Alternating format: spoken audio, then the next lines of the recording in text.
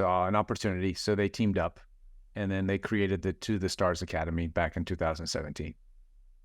It's amazing. I mean, it I'm just astounded. I think this is like the biggest story ever, possibly, Yeah, right? pretty And much. at this Yeah, point, people are like, oh, this Congress says something about aliens. Okay, whatever. I'm like, no, it's huge. it is.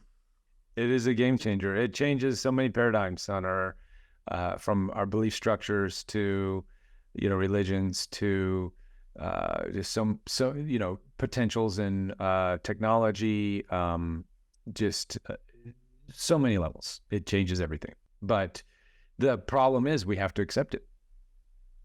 Okay, so why are you into UFOs? Because you've done research. You put together, I think, pre-COVID, you put together or something kind of like a congressional group. You had like some Yep. former congressmen. You tried to show what research, kind of like having a conference. I mean, you've done a lot of work in this area. So what fuels your interest into UFOs?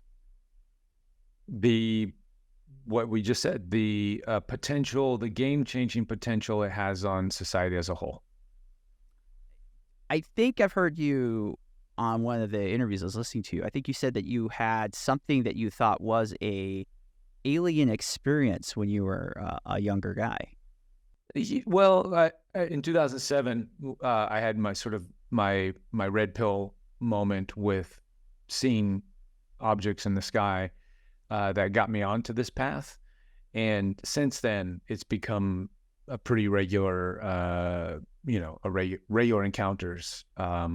Once you open yourself up to this world and you sort of put on your tinfoil hat, then it is an antenna for the phenomenon to make itself known in so many ways. So I've had contact experiences. I've seen sea ships out in the sky.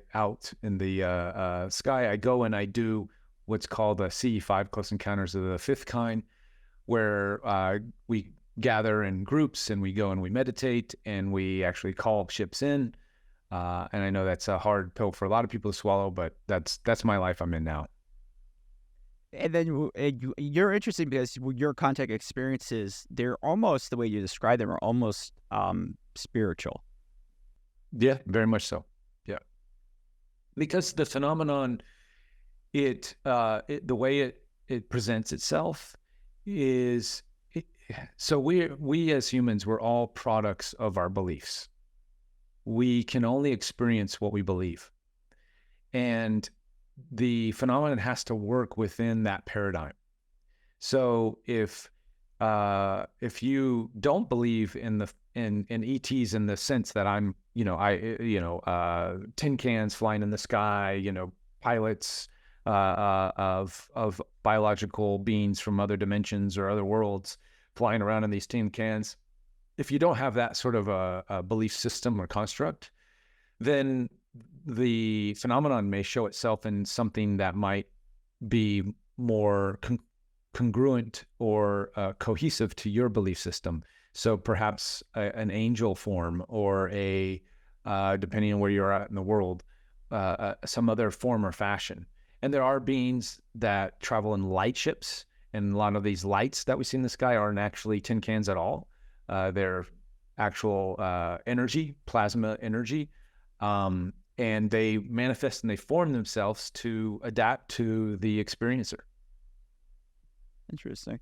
Your guess is as good as mine. I have no idea. I know it's kind of terrifying because I think one of the I think the AP covered it in one of the reports. The military was saying, yeah, so we've had experiences where these things come over and they'll just like turn off the nuclear missile defense system and they'll go over a nuclear reactor, just kind of turn it back on, and just like, yeah, we can destroy all of you whenever we want it. It makes you feel very, very safe and secure at night.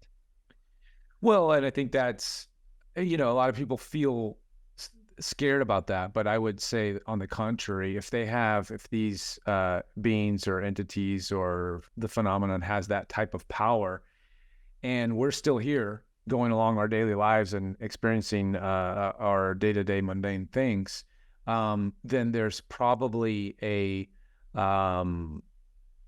reason that they have not disrupted or interrupted, or other than the nukes. Really, it's the constant. If you're study the material, the constant sightings do happen over nuclear sites, or where warheads are stored, around power plants. The Fukushima incident, where there's lots of sightings and reported in videos out there of UFO activity around those facilities. So there is, in my opinion, I've had direct contact, so I can talk about this stuff. But even if you just take all that, and Reuben's out of his mind, and he's just a goofy guy. If you just look at the actual physical evidence that's out there, it does show. You can easily come to the conclusion that they have concern over our nuclear arsenal and our nuclear facilities. Therefore, they're probably trying to keep us from destroying ourselves, as opposed to them actually coming in to hurt us. Because if that were the case, they would have done it already, I would think. They seem to be doing more cleanup than damage. And they seem to constantly give us the message that you guys are playing with fire, and if you don't get this under control, you're going to destroy yourselves. Interesting. I wonder if it's more that they're waiting for us to catch up. Absolutely. Yeah, absolutely. I think that's the biggest, again, now that we're sort of having these conversations, and Congress is talking about it, even though most people aren't paying attention, they're preoccupied with, who's deciding to be which gender today. Then, the conversation is happening, and as it's happening, more sightings are happening. So as we make ourselves more aware and have the conversation and allow the phenomenon to be present as a collective, then we can engage it in a more serious manner and get the fear out of the way, because the fear is what's stopping it ultimately. And from all my contact experiences, I always ask, why don't you guys just show up and just, the whole world, and we can just get this done with, and we can start having open contact and having some cultural exchanges, and, sharing technology, because you obviously, you guys have way more advanced technology that if we could access that, we could get our world cleaned up in 2 seconds. And the answer all the time, 100% of the time, is the collective beings on your planet have way too much fear. And if we were just to show up as they do, and our fighters are scrambled, and people are, projecting and calling them demons, or they're evil, or whatever it is, not to say that that doesn't exist, but the majority of these beings don't want to make themselves present, because they don't want to cause any more fear than it's already, humanity is in a constant state of fear, and that's being perpetuated like crazy. And that's why we have the woke mind dashes, because people are afraid that their belief structure is going to be attacked or persecuted. So therefore they're projecting all that fear onto everybody else, calling them this name or that name, or, you're a bad person because you believe this or what, it's just because it's literally it's a paradigm. Their paradigm is collapsing.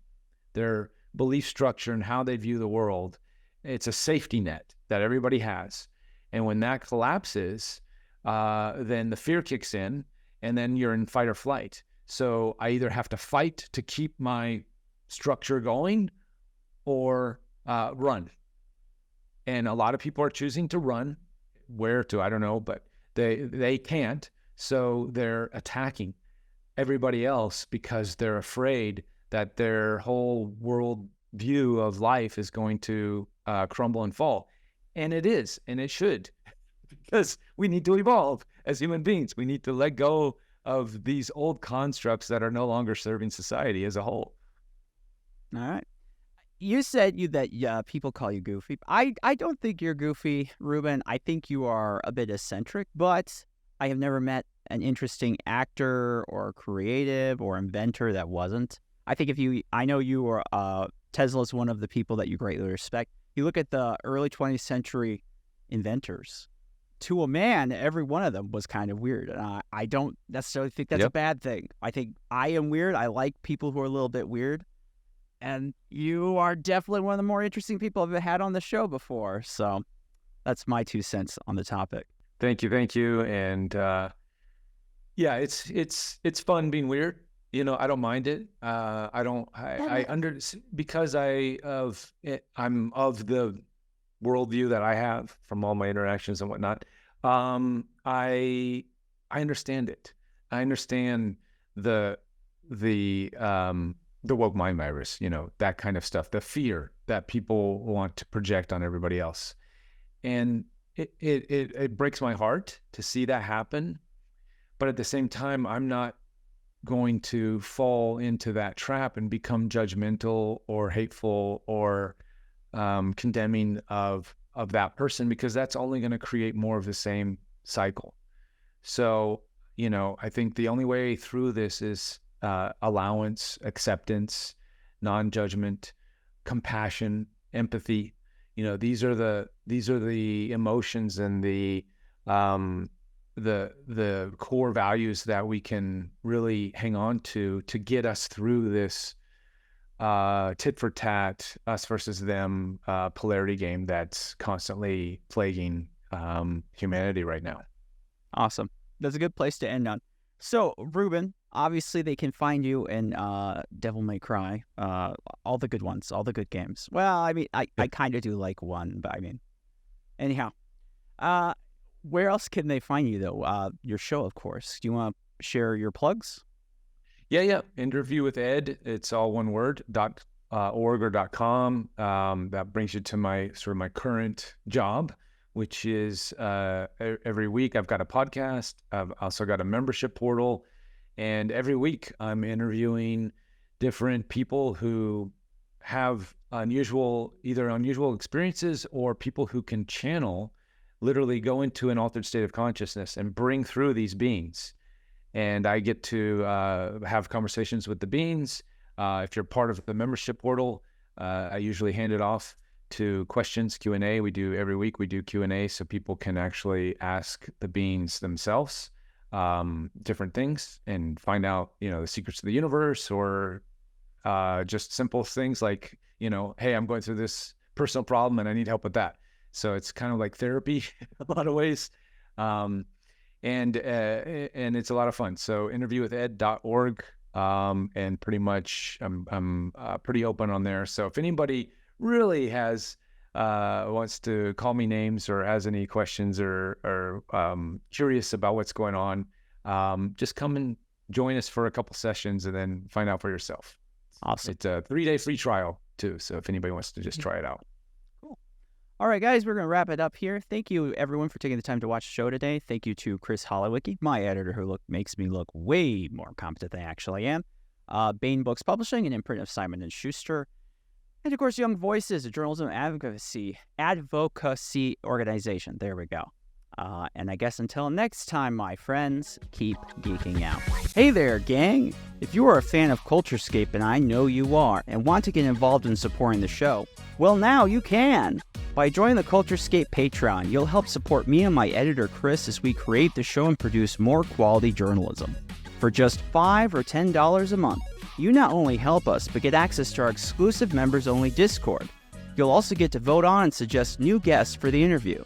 So if you are a fellow weeb and love CultureScape, then come join us today on Patreon.